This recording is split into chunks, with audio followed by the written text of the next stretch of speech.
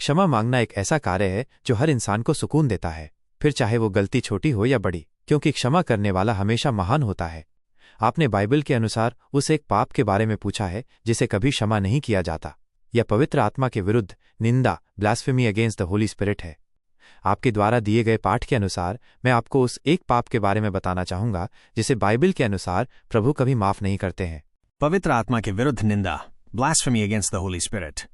मनुष्य जब से धरती पर आया है तब से पाप और क्षमा की कहानी चलती आ रही है।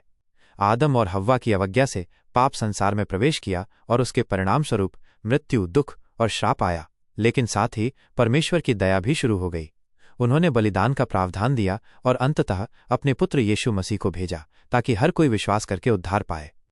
बाइबल सिखाती है कि चाहे मनुष्य ने कितने भी गंभीर पाप किए हों, चोरी, व्यभिचार, हत्या, झूठ, लालच या यहां तक कि मसीह को न मानना, यदि वो मन फिराकर यीशु के पास आता है तो उसे क्षमा मिलती है।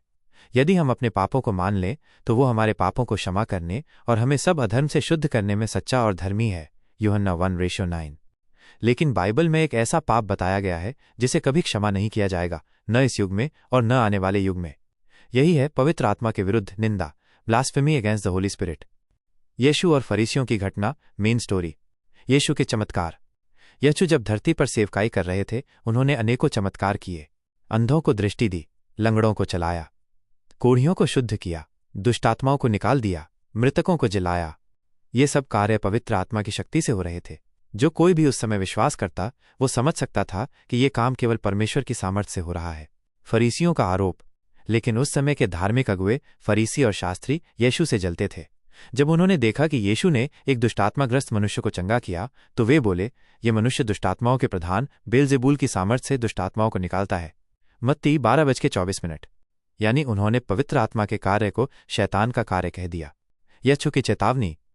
तब यीशु ने उन्हें चेतावनी दी, हर पाप और निंदा मनुष्यों को क्षमा की जाएगी, परंतु आत्मा की निंदा क्षमा न की जाएगी।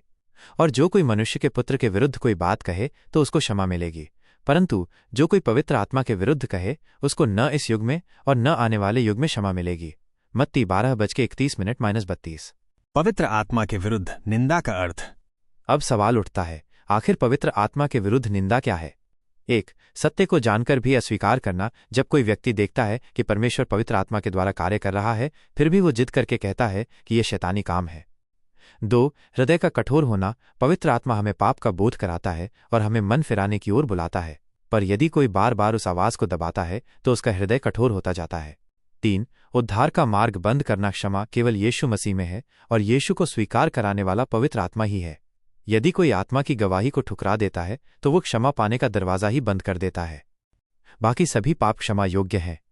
दाऊद ने व्यभिचार और हत्या की, फिर भी उसने मन फिराया और परमेश्वर ने उसे क्षमा किया। पतरस ने यीशु का इनकार किया, पर रो रोकर उसने पश्चाताप किया और प्रभु ने उसे पुनः खड़ा किया। पौलुस पहले शाऊल ने मसीहियों को सताया, पर जब उसने मसीह को पहचाना तो उसे क्षमा मिली और वो प्रेरित बन गया। इससे ये स्पष्ट है कि हर पाप क्षमा किया जा सकता है यदि इंसान पश्चाताप करे। लेकिन यदि कोई व्यक्ति पवित्र आत्मा की आवाज को ही अस्वीकार कर दे तो वो कभी मन फिराकर क्षमा मांगने तक नहीं आता। यही कारण है कि वह पाप कभी क्षमा नहीं होता। एक गहरी कल्पित कहानी।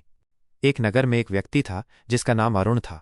उसने कई बार चर्च में जाकर वचन सुना। हर बार पवित्र आत्मा ने उसके मन को छुआ, परंतु वो कहता, ये सब धोखा है, ये सब जादू टोना है। एक दिन उसने देखा कि एक बीमार स्त्री यीशु के नाम से चंगी हो गई। उसके मित्र ने कहा, देख, ये परमेश्वर का अद्भुत काम है। लेकिन अरुण बोला, नहीं, ये शैतानी सामर्थ्य से हुआ है। धीरे धीरे उसका हृदय कठोर हो गया। उसने हर मौके पर परमेश्वर की आवाज को दबा दिया। अंततः वह उस स्थिति में पहुंच गया जहां से वापसी संभव नहीं थी। ये कहानी हमें दिखाती है कि पवित्र आत्मा की निंदा करने का अर्थ है उस मार्ग को बंद कर देना जिससे क्षमा मिलती है। हमारे लिए शिक्षा।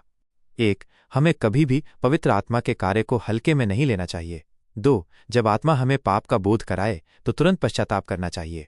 3. यदि हम अपने हृदय को बार बार कठोर करेंगे तो हम उस स्थिति में पहुंच सकते हैं जहां क्षमा का दरवाजा बंद हो जाए। अंतिम प्रार्थना। हे प्रभु यीशु, हमें सिखा कि हम तेरे पवित्र आत्मा का आदर करें। जब तू हमें पाप का बोध कराता है तो हम तुरंत तेरी ओर लौट आएं। हमें कभी तेरी आत्मा के विरुद्ध बोलने या सोचने न दे। हमारे हृदय को कोमल बनाए रख और हमें तेरे मार्ग में स्थिर कर। आमीन। बाइबल साफ कहती है कि केवल पवित्र आत्मा की निंदा ही ऐसा पाप है जिसे कभी क्षमा नहीं किया जाएगा। बाकी सब पाप यदि हम पश्चाताप करें तो प्रभु यीशु हमें तुरंत क्षमा कर देते हैं।